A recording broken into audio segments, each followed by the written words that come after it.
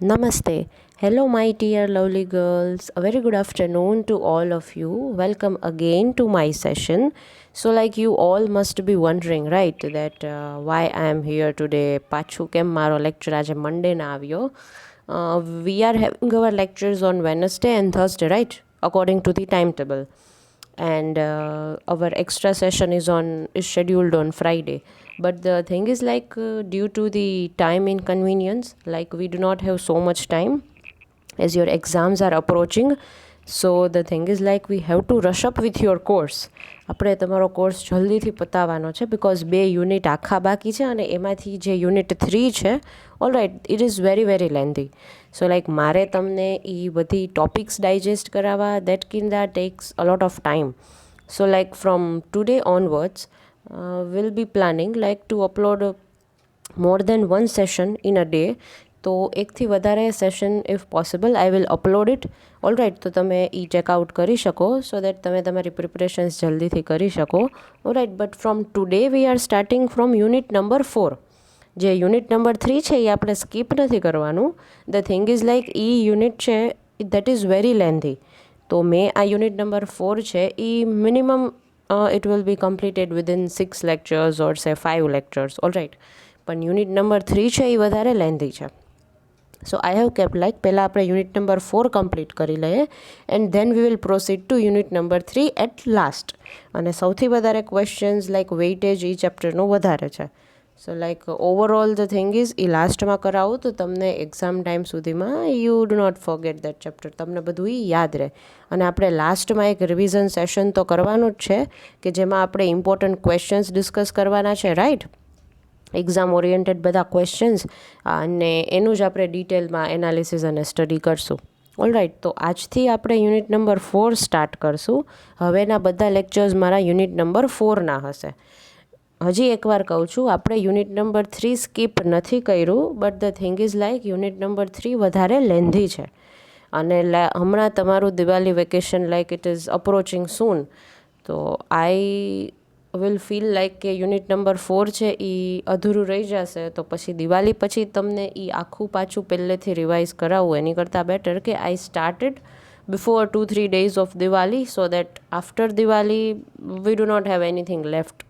All right, તો એવું idea છે મારો કે દિવાળી પહેલાં I can complete this units. તો આ યુનિટ છે એ 2 daysમાં લાઈક હું 2 કે 3 લેક્ચર્સ અપલોડ કરીશ તો યુનિટ નંબર 4 છે એને મને 2 days થશે કમ્પ્લીટ કરવામાં. એના પછી we can give full priority to unit number 4. અને એમાં આપણે યુનિટ નંબર 3 જે છે એ વધારે લેન્ધી છે તો એમાં આપણે ટોપિક વાઇઝ હું લેક્ચર્સ અપલોડ કરીશ કે હાર્ડલી 20-25 મિનિટ્સના કે 30 મિનિટ્સનો એક ટોપિક હશે. જો મેં બધા ટોપિક્સ તમને સાથે કરાવ્યા તો ડેફિનેટલી તમને પાછું કન્ફ્યુઝન ક્રિએટ થઈ જશે. ઓલરાઇટ, એ નો થાય એની માટે વી વિલ કીપ લાઈક આપણે ટોપિક બાય ટોપિક જશું. ઓલરાઇટ, તો એટલા માટે મેં યુનિટ નંબર 3 છે એ પછી રાખ્યું છે. We will start from Wednesday. Unit number 3 છે એ આપણે વેડનસડેથી સ્ટાર્ટ કરશું. ઓલરાઇટ, ટિલ દેન આપણે યુનિટ નંબર 4 છે એ કમ્પ્લીટ કરી લઈએ within 2 to 3 days. Alright, most probably from Wednesday or Thursday આપણે યુનિટ નંબર 3 આપણું સ્ટાર્ટ કરશું as soon as unit number 4 gets over. Alright, so આ પ્લીઝ તમે લોકો ધ્યાન રાખજો. આપણે સ્કીપ નથી કર્યું but we will be studying it letter. Okay, so moving ahead with this session.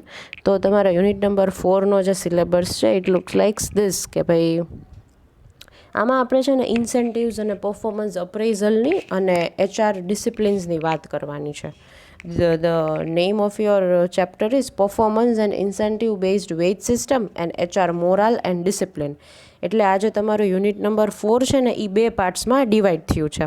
બરાબર, એમાંથી જે પાર્ટ 1 છે ને એ છે performance and incentive based wage plans. All right, અને જે તમારો સેકન્ડ પાર્ટ છે બી પાર્ટ એ છે human resource moral and discipline. આ બે છે એક જ યુનિટ. ઓકે, પણ એ એક યુનિટની અંદર આ 2 અલગ અલગ ચેપ્ટર્સ છે, ચેપ્ટર એ અને ચેપ્ટર બી. ઓલરાઇટ, તમારું એક યુનિટ છે, તમારું યુનિટ નંબર 4નું શું નેમ છે? Performance and incentive based wage system and HR morale and discipline. Alright, એની અંદર we are like having 2 chapters. The first chapter is performance and incentive based wage plans, and second is human resource, morale, and discipline. The easiest chapter, or you can say the easiest unit of your course is this. આ સૌથીમાં સૌથી easiest unit છે તમારું. Scoring પણ છે આ unit, અને તમારે આમાં બહુ વધારે સ્ટડી બી નથી કરવાનું.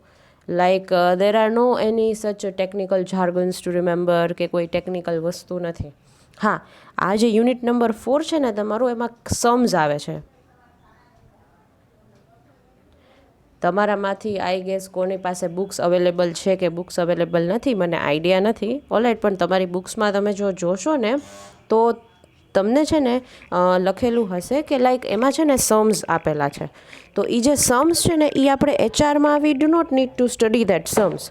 ઓલરાઈટ, આપણે એચઆરમાં એ સમ્સ નથી સ્ટડી કરવાના. We are only having the theory portion to study. Alright, only theory portion જ આપણે આમાં સ્ટડી કરવાનો છે. એટલે તમે જો તમારો સિલેબસ સરખી રીતે અહીંયા જોશો ને તો you can see a note. એમાં શું લખેલું છે? Practical questions related to wages are excluded to ask in examination. Excluded એટલે એ નથી પૂછાવાના. તો આપણે જે સમ્સ છે ને, આપણે સમ્સ કરવાની જરૂર નથી, પણ આપણે ડેફિનેટલી એની ફોર્મ્યુલાઝ લર્ન કરશું. તો તમને ફોર્મ્યુલાઝ યાદ હોય તો ઇફ કદાચ બી કોઈ ઇન કેસ વર્સ્ટથી વર્સ્ટ સિચ્યુએશનમાં બી કદાચ જો સમ્સ પૂછાય તો you can attempt that. Alright, but આમાં ક્લિયરલી મેન્શન જ કરેલું છે તમારા સિલેબસમાં that they will not be asking any of the practical sums. Sam's તમને પૂછા આ યુનિટ 4માં જે ચેપ્ટર નંબર એ છે ને, performance and incentive based wage plans, એની અંદર સમ્સ છે. Like there are methods to calculate wages calculate કરવા માટેની ઘણી મેથડ્સ છે એમાં, but we do not need to study that. આપણે એને ખાલી ફોર્મ્યુલા જ એની યાદ રાખવાની છે, બટ આપણે એના સમ્સ નથી કરવાના. ચોખ્ખી ના પાડેલી છે. યુનિવર્સિટીમાં તમને પેપરમાં સમ્સ નથી પૂછાતા. ઓકે, મેં તમારા પાસ્ટ પેપર્સ બી ચેક કર્યા છે, there are no sums. In case કદાચ એક પેપરમાં હાર્ડલી પાસ્ટ 5 યર્સના મેં ચેક કરેલા છે. તો બટ ડુ નોટ વરી, આમાં તમને એક્સક્લુડેડ લખેલું છે. There is no scope, they will not ask any of the question relating to practical examples. તો પણ આપણે કદાચ મેં તમને એમ જ કીધું કે વર્સ્ટથી વર્સ્ટ સિચ્યુએશનમાં કદાચ જો પૂછાય તો એ તમને ફોર્મ્યુલાઝ યાદ હોય ને તો તમે ડેફિનેટલી સમ્સ કરી શકો. બરાબર, એવું હશે તો આપણે એક એક્ઝામ્પલ લઈ લેશું. Alright, done. Okay, so I guess syllabus તમે જોઈ લીધો યુનિટ 4નો પરફોર્મન્સ, અને આપણે part number A, that is chapter number એથી સ્ટાર્ટ કરશું. યુનિટ નંબર 4નું chapter number A, that is performance and incentive based wage plans. All right, so the thing is I really like to tell story. મને story telling કરવું છે ને આમ બહુ ગમે. મને એમ થાય કે હું તમને સ્ટોરી જ કીધે રાખું, બટ એવું ના ચાલે, મારે તો લેક્ચર લેવાના હોય. So why not to include story in this session, so that તમને કંઈક નવું બી જાણવા મળશે અને તમને મજા બી આવશે. આ જે ટૉપિક આપણે આજે ભણવાના છે ને, performance and incentive based wage plans, એના જ ઉપર એક મસ્ત હું તમને સ્ટોરી કહીશ. ઓલરાઈટ, સો દેટ તમે આરામથી આ ચેપ્ટરને લિંક કરી શકો and you can have a clear idea regarding what this chapter is about. Okay, so let us begin. So the thing is, there was a man. All right, હા, બધા માણસો તો હોય જ છે, but particularly there was a man. He had like entrepreneur skills in his mind. He પહેલેથી જ like he was born as an entrepreneur. All right, so the thing is, when he was very young, like at the age of 16, you can say 16, yeah, probably. તો એમની જ્યારે 16 એજ હતી, he was thrown out of the school. એને સ્કૂલમાંથી કાઢી મૂકવામાં આવ્યા હતા. And teacher gave the silly reason as કે આને ડિસ્લેક્સિયા છે. લાઈક તમે તારે જમી પર જોયું હશે, રાઈટ? તો એમાં જે ઈશાન છે એને કેવું ડિસ્લેક્સિયા હોય છે કે એ કોન્સન્ટ્રેટ ના કરી શકે on a particular topic or on a particular subject. એનું માઇન્ડ કેવું વિવરિંગ હોય, like they have a wavering mind. તરત એ બીજામાંથી ત્રીજા ટોપિક ઉપર વયા જાય, ત્રીજામાંથી ચોથા ટોપિક ઉપર ક્યારે વયા જાય, વી નેવર નો.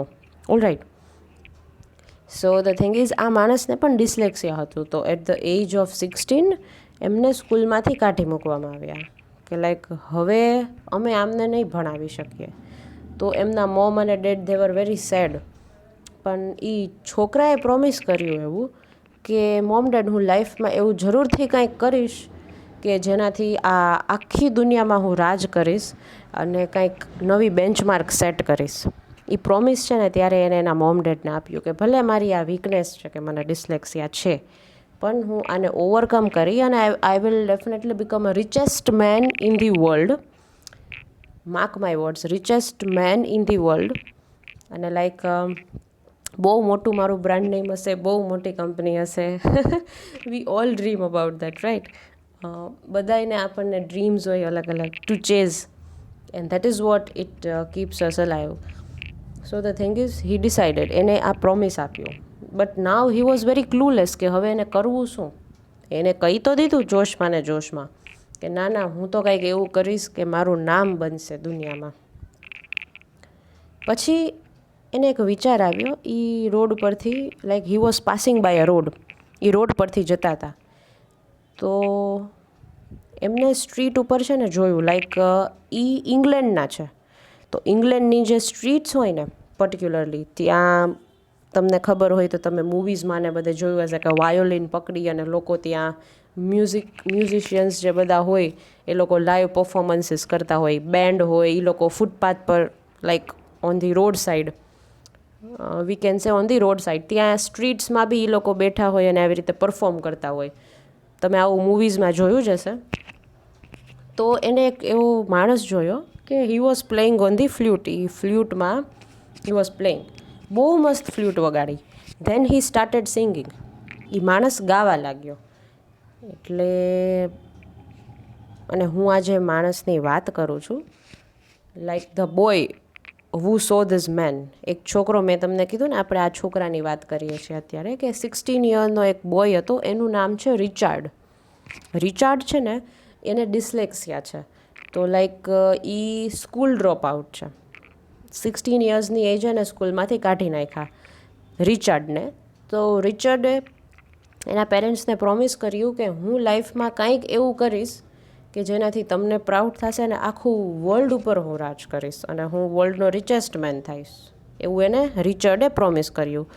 તો રિચર્ડ જ્યારે જતા હતા ને, he was walking by the સિટીમાં ટહેલવા માટે જતા હતા, ત્યારે એને છે ને જોયું કે રોડ સાઈડ ઉપર એક માણસ છે જે ફ્લ્યુટ વગાડે છે. તો રિચર્ડ ત્યાં ઊભો રહી ગયો થોડીક વાર અને જોવા માંડ્યો કે ભાઈ આ માણસ છે એ શું, કેવી રીતે, like he is playing the flute અને બધું. આમ હી વોઝ કીન ટુ નો. તો એને એમ થયું કે ચલ ને હું બી ટ્રાય કરું કે હું કેવી ફ્લ્યુટ વગાડું છું. એ તો like he was very impressed with this main. બરાબર, એ માણસથી આ રિચર્ડ છે ને બહુ ઇમ્પ્રેસ થઈ ગયો કે યાર આમ કેટલું મસ્ત ફ્લ્યુટ વગાડે છે, મને બી વગાડવી છે. તો એને એ પૂછ્યું પહેલાંને કે તમારું નામ શું છે. તો એમને કીધું મારું નામ છે માઇકી, માય નેમ ઇઝ માઇકી. અને તો એને પૂછ્યું કે તમે કેટલા યર્સથી અહીંયા આવી રીતે ફ્લ્યુટ વગાડો છો. તો હી ટોલ્ડ લાઈક 2 યર્સથી. અને માઇકીની એજ હતી 20 યર્સની. જે ફ્લ્યુટવાળો હતો ને એની એજ 20 યર્સની હતી અને રિચાર્ડ વોઝ 16 યર્સ ઓલ્ડ. રિચર્ડે માઇકીને એમ કીધું કે એક કામ કરીએ તો આપણે બે થઈ અને ડેઈલી તું મને ફ્લ્યુટ શીખવાડ, બરાબર, અને હું લોકોને બોલાવીશ તારી માટે. હું બધાને બોલાવીશ કે ભાઈ તમે આવો, કે નો આપણે લોકોને ગેધર કરીએ અને પછી એની પાસેથી મની કલેક્ટ કરીએ. જેમ કેમ પપેટ શોમાં હોય કે બધા ભેગા થઈ ગયા પછી મની કલેક્ટ કરે, સેમ એવી રીતે રિચર્ડે માઇકીને આઈડિયા આપ્યો કે આપણે એવું કંઈક કરીએ તો માઇકીને થયું ઓકે ચલો ટ્રાય કરવામાં શું જાય છે. અને આમ બી એને કોઈ પૈસા નહોતા મળતા, પણ માઇકી છે ને બહુ મસ્ત ફ્લ્યુટ વગાડતો હતો. તો પણ કોઈ ધ્યાન જ નહોતું દેતું. ત્યાંથી લોકો આવી રીતે પાસ થઈ જતા હતા ને તો બી નો વન વોઝ પેઇંગ અટેન્શન કે ભાઈ ચલો અહીંયા કોક કંઈક ફ્લ્યુટ કે વગાડે છે. દે ડોન્ટ નો એનીથિંગ. આમને એમ પાસ થઈ જતા હતા. કેમ આપણે બી સાઈડમાં રોડ સાઈડ ઉપર કાંઈ બી થતું હોય, we do not pay attention to that. આપણે લોકો પાસ થઈ જાય, we are always in a hurry, right? પણ આ રિચર્ડે માઇકીને ઓબ્ઝર્વ કર્યો. Then the thing is on the next day માઇકીએ રિચર્ડને ફ્લ્યુટના લેસન્સ દેવાનું સ્ટાર્ટ કર્યું. અને રિચર્ડ શું કરે, બધાને બોલાવે કે પ્લીઝ તમે આવો સાંભળો આ જો કેટલું સારું વગાડે છે. પહેલા દિવસે છે ને 3 થી 4 લોકો આવ્યા, પછી બીજા દિવસે it was like 15-20, day by day increase થતા ગયા. માઇકીને એક વસ્તુ સમજાણી નહીં કે લાઈક એ ફ્લ્યુટ જે પહેલાં વગાડતો હતો ને એવી જ અત્યારે વગાડે છે, બરાબર. પણ આ રિચર્ડે કેવી કન્વિન્સ કર્યું હશે માણસોને કે લાઈક તમે જુઓ આ પરફોર્મ કેટલું સારું પરફોર્મ કરે છે, કેવું માર્કેટિંગ કર્યું હશે રિચર્ડે. અને રિચર્ડ બી કેવું કરે કે લોકો જે પાસ થતા હોય ને એને કહે તમે પ્લીઝ અહીંયા પ્લીઝ ખાલી તમે એકવાર, કેમ કે રિચર્ડને ટ્રસ્ટ હતો માઇકી ઉપર, એને કોન્ફિડન્સ હતો કે આનાથી બેસ્ટ ફ્લ્યુટ તો મેં ક્યાંય સાંભળી નથી. એ ટ્રસ્ટને એને છે ને કન્વર્ટ કરી અને લાઈક આ મસ્ત આખું ઊભું કરી દીધું હતું. પછી તો 15 લોકો, 20 લોકો, 30 લોકો એવી રીતે ડેઇલીના આટલા બધા લોકો ગેધર થવા માંડ્યા. પછી તો ડેઇલી લોકોને કેટલા બધા પૈસા પણ મળવા લાગ્યા. તો માઇકી જે સાવ આમ ડેઇલી આવતો ફ્લ્યુટ વગાડતો પહેલાં કાંઈ પૈસા ના મળતા, હવે તો બહુ પૈસા બી મળવા લાગ્યા માઇકીને. તો એની તો ગાડી ઉપડી ગઈ. પછી માઇકી અને રિચર્ડ બે જણાએ એકવાર લાઈક ડિસાઈડ કર્યું કે આપણે એક કામ કરીએ, એક નાનકડી એવી શોપ લઈ લઈએ અને ત્યાં આપણે છે ને સોંગ્સનું રેકોર્ડિંગ કરવાનું ચાલુ કરીએ. બિકોઝ પૈસા બહુ બધા એ લોકોએ ભેગા કરી દીધા તો રોડ સાઈડ ઉપરથી, તો એટલીસ્ટ એ લોકો એ એક રિસ્ક લઈ શકે એમ હતા. અને આ આઈડિયા કોનો હતો? રિચર્ડનો હતો. રિચર્ડે આ આઈડિયા આપ્યો માઇકીને, બરાબર. અને શું કીધું કે ભાઈ મને ખબર છે, I trust you Mikey, I trust you a lot, મને તારી ઉપર ફૂલ ટ્રસ્ટ છે કે તે આ જે ફ્લ્યુટ વગાડી છે ને સુપર્બ છે અને જો એટલે જ લોકો અટ્રેક્ટ થાય છે. મારી તો જે સ્કિલ્સ છે એ છે, બટ તારી મારાથી વધારે સારી છે.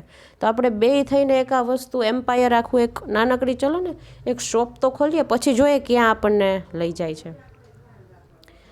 પછી એ લોકોએ એક એ જ જે સ્ટ્રીટ ઉપર એ લોકો ફ્લ્યુટ વગાડતો ને માઇકી, ત્યાં એ સ્ટ્રીટ ઉપર જ એક નાનકડી એવી શોપ લઈ લીધી એ લોકોએ. અને ત્યાં એ લોકોએ રેકોર્ડિંગ કરવાનું શરૂ કર્યું, સોંગ્સનું રેકોર્ડિંગ. ઓલરાઈટ.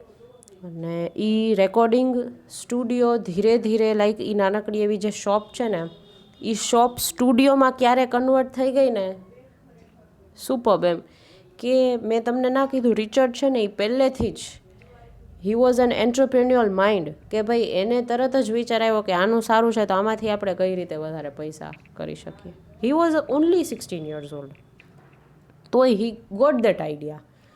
તો એને આખું શોપમાંથી રેકોર્ડિંગ સ્ટુડિયો શરૂ કર્યું અને રેકોર્ડિંગ સ્ટુડિયોનું નામ છે વર્જિન.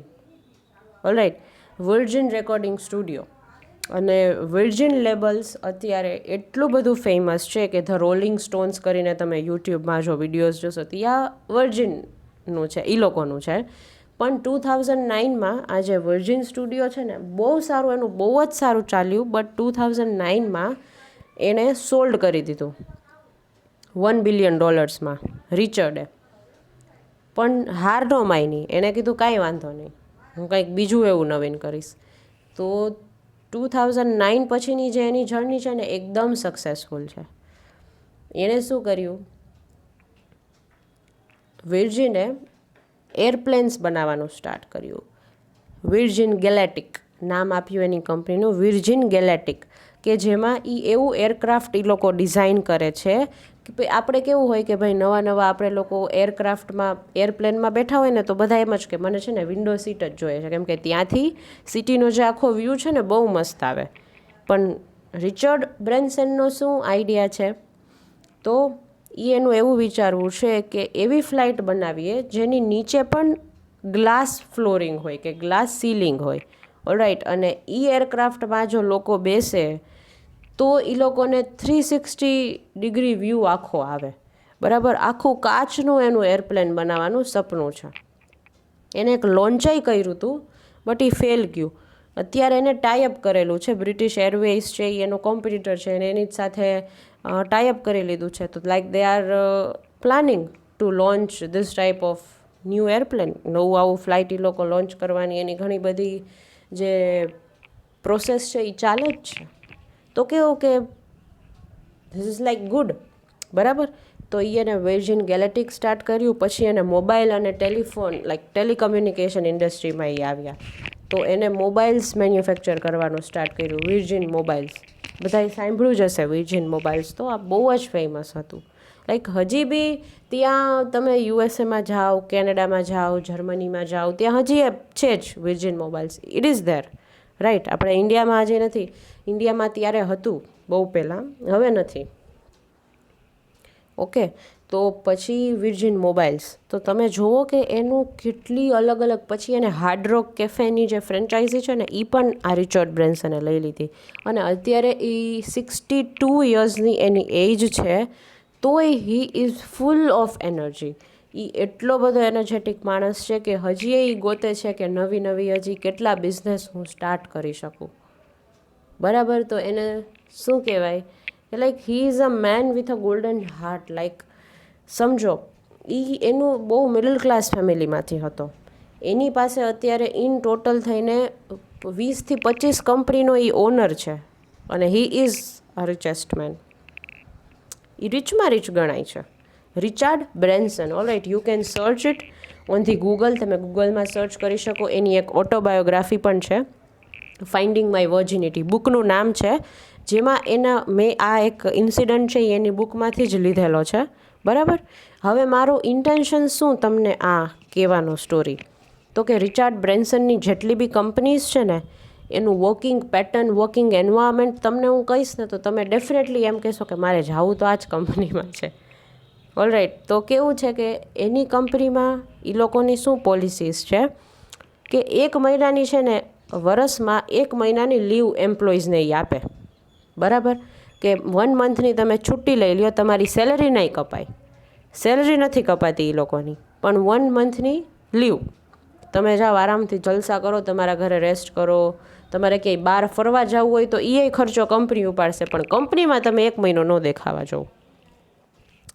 આખા વર્ષમાં એકવાર કે જેને હવે જે એમ્પ્લોયને જ્યારે 1 મહિનાની લીવ જોતી હોય એ આપી દે. ચલો તમારે મહિનાની લીવ જોઈએ છે, લઈ લો, વી ડોન્ટ માઇન્ડ. તમારી સેલેરી તો નહીં કપાય. બરાબર. એની એવી એક પોલિસી છે. પછી સેકન્ડ પોલિસી એવી છે કે એ ફૂલ ફેમિલી સાથે ટ્રીપ આખી ફેમિલી ટ્રીપ પ્રોવાઈડ કરે છે એ લોકો. કે આખું ફેમિલી જાય અને બધો ખર્ચો કોણ ઉપાડે, તો કે કંપની. અને જ્યારે ટ્રીપ ઉપર એ જાય ને 5 to 6 ડેઝ, એ લોકોને મેક્સિમમ 10 ડેઝ સુધીની ટ્રીપ એ લોકો અલાઉ કરે છે કોઈ પણ એમ્પ્લોયને. બરાબર. તો એ જે 10 દિવસનો ક્યાંય એને આઉટ ઓફ ઇન્ડિયા જવું હોય, ઇન્ડિયામાં ક્યાંય જવું હોય, તો બધો out of India, out of USA એમને જવું હોય, બરાબર, તો બધો ખર્ચો કંપની ખુદ જ ઉપાડે. એ લોકોએ કાંઈ ચિંતા નહીં કરવાની એમ્પ્લોઈઝ એના ક્યાંય ફરવા જાય ને તો. Out of USA, out of Canada, જ્યાં એમ્પ્લોઈઝ જ્યાંના હોય ત્યાંના. બરાબર. જે એમ્પ્લોઈઝ જ્યાંના હોય એને કન્ટ્રીથી બહાર જવું હોય, કન્ટ્રીમાં ક્યાંય ફરવા જવું હોય તો એ લોકો જઈ શકે. અને એ બધો ખર્ચો રિચર્ડ બ્રેન્સનની વર્જિન કંપની ઉપાડે. તો કેવું છે કે હવે એને આવું એક એન્વાયરમેન્ટ ક્રિએટ કર્યું છે, તો ત્યાંના લોકોને, અને એની હંમેશા હરેક આઈડિયા યુનિક જ છે એની પાસે. કે ગ્લાસનું ફ્લાઇટ, આખું ગ્લાસથી બનેલી ફ્લાઇટ. હવે તમે સપનામાં વિચારી છે? નો, મેં નથી વિચારેલી. હું જસ્ટ ઇમેજિન કરું છું કે ગ્લાસની જે આપણે રોપવેઝ ઘણા જોયા છે, ચલો કે આખા ગ્લાસના હોય, ટ્રાન્સપરન્ટ હોય, બટ ફ્લાઇટ મેં નથી સાંભળ્યું. બટ એનો એવો આઈડિયા છે કે ફ્લાઇટ એવી બનાવી. અને ડેફિનેટલી લોન્ચ બી, એની 2 સેટેલાઇટ્સ તો એને લોન્ચ બી કરેલી છે. વર્જિન ગેલેક્ટિક નામની એની જે કંપની છે એક, એની અંડરમાં એને 2 સેટેલાઇટ્સ બી લોન્ચ કરેલી છે. અને અત્યારે એ લોકોનું કામ ચાલે છે આ એરક્રાફ્ટમાં. જે મેં કીધું ને, આખું 360 ડિગ્રી વ્યૂ મળે ને, કે કોઈ બી વિન્ડો સીટ ઉપર ન પણ બેઠું હોય ને તોય એને તો મજા આવે. એને આખો વ્યૂ છે ને સુપર્બ આવે.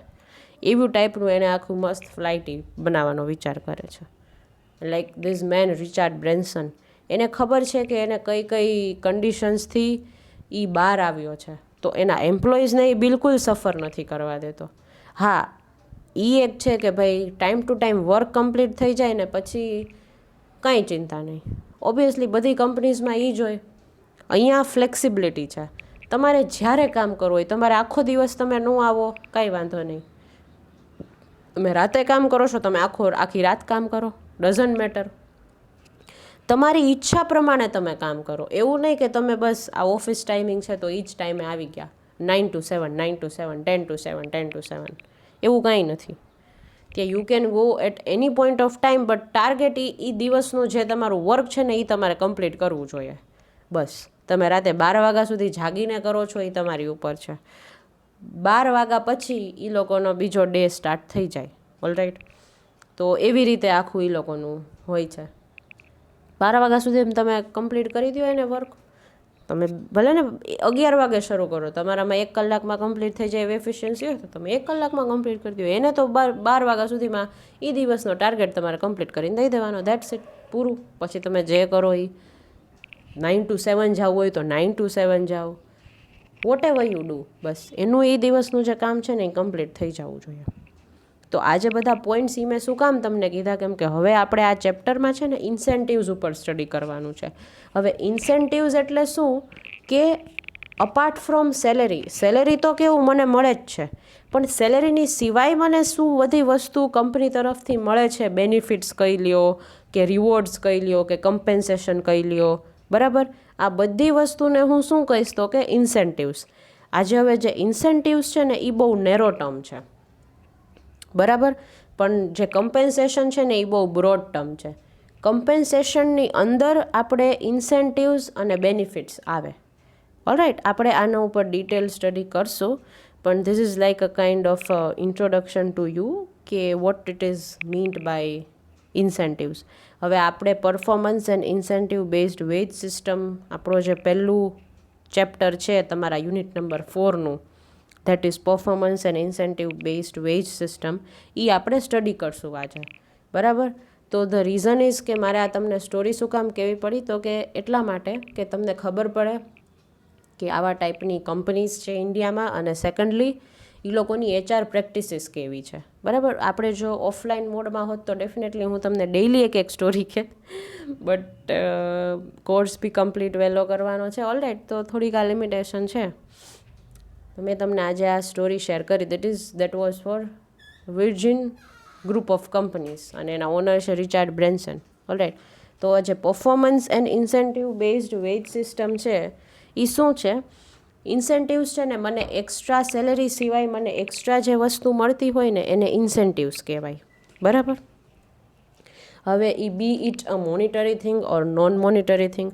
જનરલી ઇન્સેન્ટિવ્સ હોય ને એ મોનિટરી જ હોય, એ પૈસાથી જ આપે, કે લાઈક પૈસા વધારે આપે. હવે ફોર એક્ઝામ્પલ, સેલ્સમાં તમે જો સેલ્સમેન કોઈ હશે તો તમે એને પૂછશો એની સેલરી, તો એ શું કહેશે કે મને ઓન હેન્ડ છે ને 20,000 મળે, પણ હું છે ને વધારે ટાર્ગેટ અચીવ મારો કરીને દઉં ને, ઓવર ટાર્ગેટ અચીવ કરું ને, તો મને છે ને એ લોકો ઇન્સેન્ટિવ્સ આપે, એટલે કે મને વધારાના પૈસા આપે.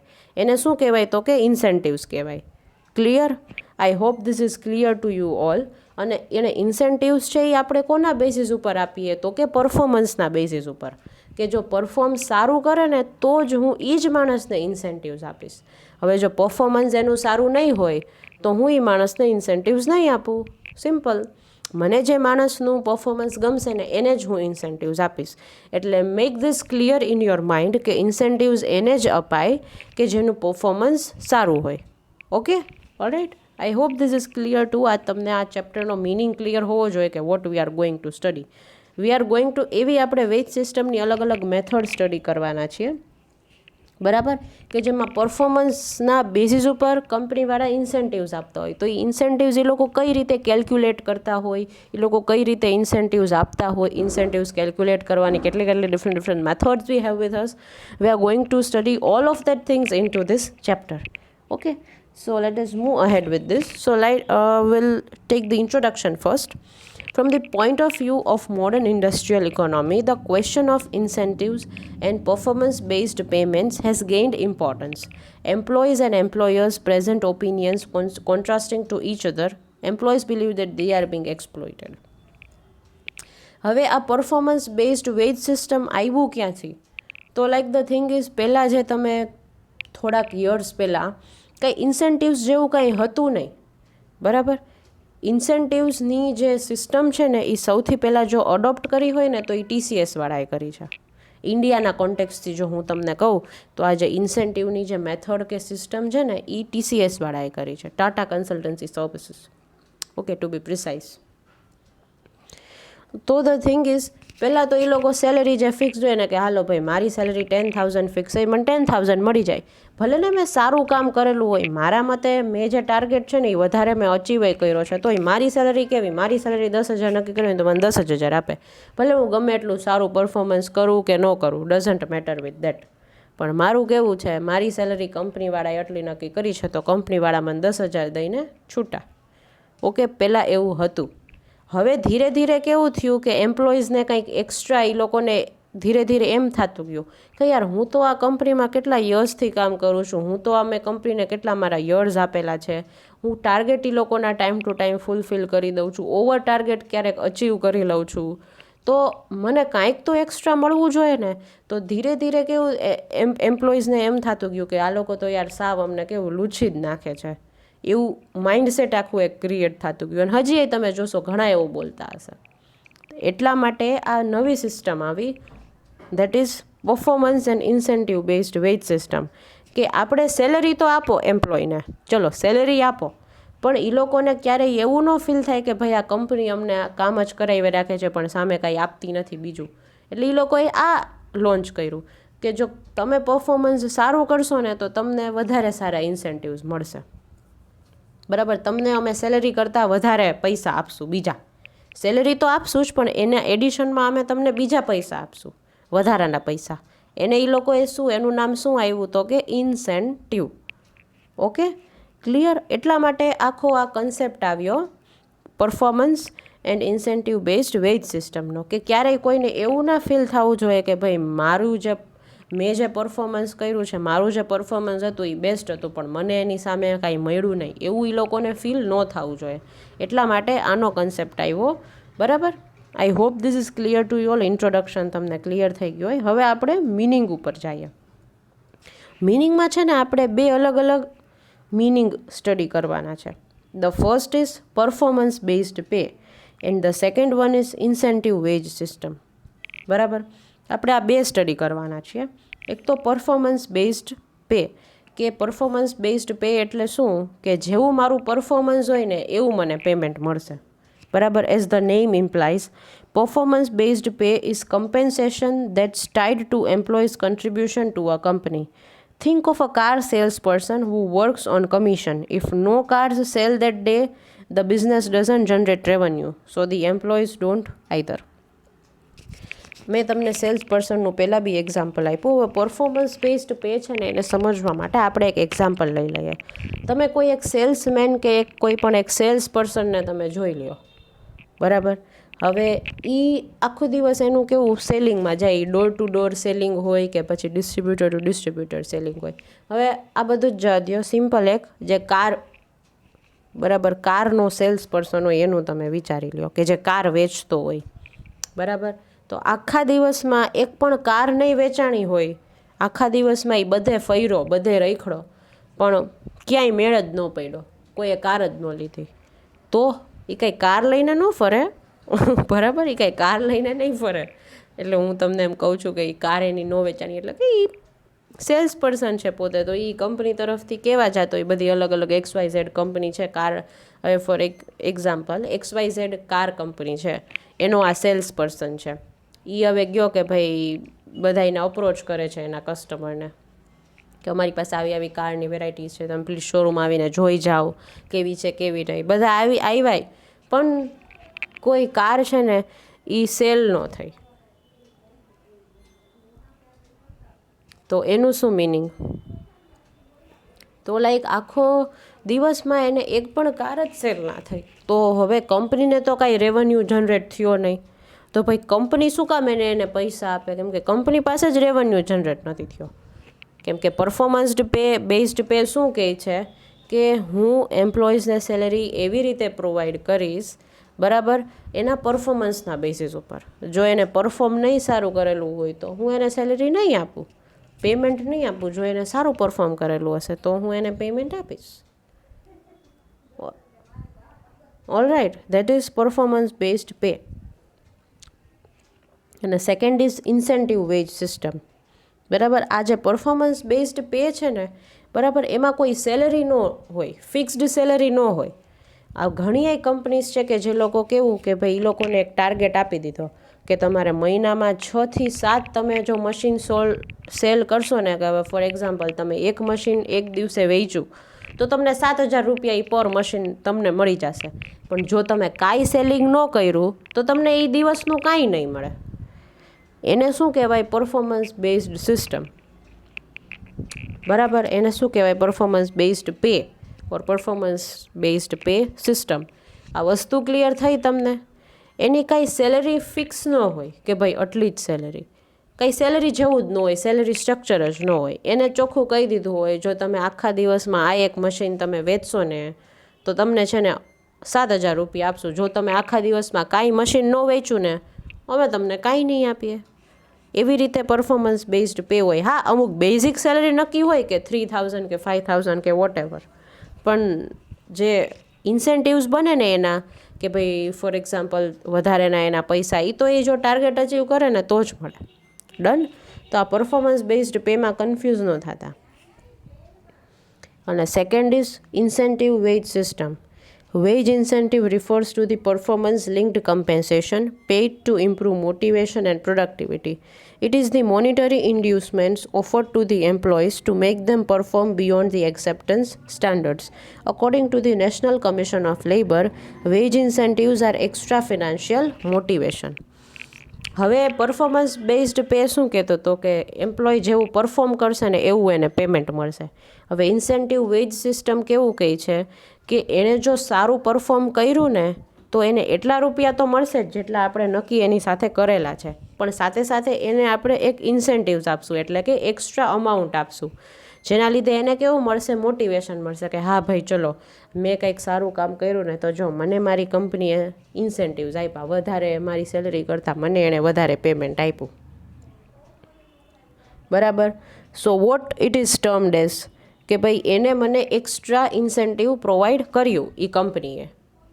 બરાબર, સેલરી પ્લસ ઇન્સેન્ટિવ્સ. ઓકે, ઘણી તમે જો સેલરી સ્ટ્રક્ચર તમે જોશો ઘણી કંપનીઝના, તેમાં લખેલું હોય fixed salary plus variable salary.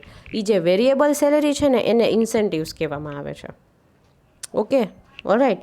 I hope this is clear to you all. આપણે નેક્સ્ટ સેશનમાં, આ સેશન આપણે અહીંયા સુધી જ રાખીએ. The reason is if I will start blabbering all of the things to you તો તમે લોકો કન્ફ્યુઝ થઈ જશો. તો અત્યાર સુધીમાં આપણે આ લેક્ચરમાં આપણે ખાલી આટલું જ રાખીએ. નેક્સ્ટ સેશનમાં વી વિલ ડિસ્કસ, આને આપણે થોડું ફર્ધર ડિસ્કસ કરશું. આની અલગ અલગ છે ને ઇન્સેન્ટિવ્સની અલગ અલગ મેથડ્સ છે. પછી આપણે ફ્રિન્જ બેનિફિટ્સના કન્સેપ્ટ કરશું.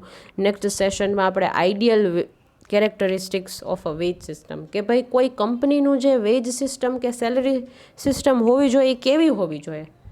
બરાબર, કે એનાથી એમ્પ્લોઈઝ વધારે મોટિવેશન મળે એવી હોવી જોઈએ. તો એના ઉપર આપણે ડિટેલમાં we will talk about that. Right, અહીંયા સુધી આપણે લેક્ચર રાખીએ. આઈ હોપ તમને મિનિંગ ક્લિયર થઈ ગયો હોય. હજી એક તમને હું એક સિમ્પલ એક્ઝામ્પલ આપી દઉં પછી આપણે લેક્ચર એન્ડ કરીએ, સો દેટ તમે આ બેયમાં કન્ફ્યુઝ ન થાવ. ઓકે, પરફોર્મન્સ બેઝડ પે અને ઇન્સેન્ટિવ વેજ સિસ્ટમ. હવે આપણે શું વાત થઈ કે પરફોર્મન્સ બેઝડ જે પે છે, હવે for example think of that કે તમે છે ને કાર વેચો છો. બરાબર, કારે નહીં, ચલો ને આપણે તમે કિચનવેર બધું વેચો છો, સ્પૂન્સ ને બધી કટલેરી આઇટમ્સ તમે બધી વેચો છો ઇન શોર્ટ. બરાબર, તો તમે એના સેલ્સ પર્સન છો. એ જે કંપની છે ને XYZ કટલેરી કંપની છે, કંપનીનું નામ છે XYZ. બરાબર, અને તમે એના સેલ્સ પર્સન છો. તો તમારે લોકોને એ ટાર્ગેટ આપે છે તમને લોકોને કે તમે ભાઈ આખા દિવસમાં આજે આટલી કટલેરી વેચી દેશો ને તો અમે છે ને તમને આટલા પૈસા આપશું પર ડે. અને એ આપે ક્યારે? મહિનાના એન્ડમાં જ આપે. બધા દિવસનું કેલ્ક્યુલેટ કરી અને એ તમને ક્યારે આપશે? મહિનામાં જ આપશે. મહિનો પતશે ને ત્યારે. બરાબર, તો એ શું કહેશે કે તમે આટલી કટલેરી વેચીને તો હું છે ને પર ડેના તમને 500 રૂપિયા આપીશ.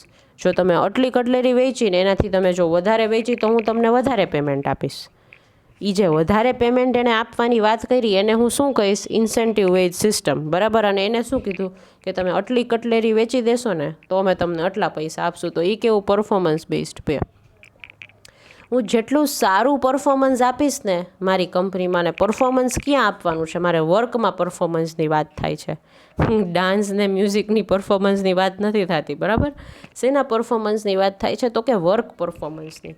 કે હું જો મારી કંપનીમાં ટાર્ગેટ છે એ પરફેક્ટ રીતે અચીવ કરી લઈશ ને તો કંપની મને એટલા પૈસા વધારે આપશે, બરાબર.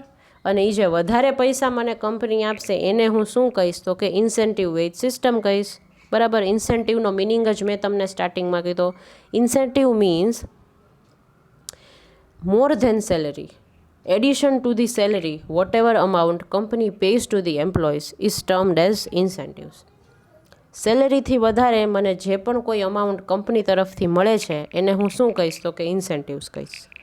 Done, clear? આઈ હોપ તમને મિનિંગ અત્યારે હવે એક્ઝેક્ટ ક્લિયર થઈ ગયો હોય. All right, so let us end this session here and next સેશનમાં આપણે પાછા મળશું and we will discuss about the other topics. All right, so see you in the next lecture.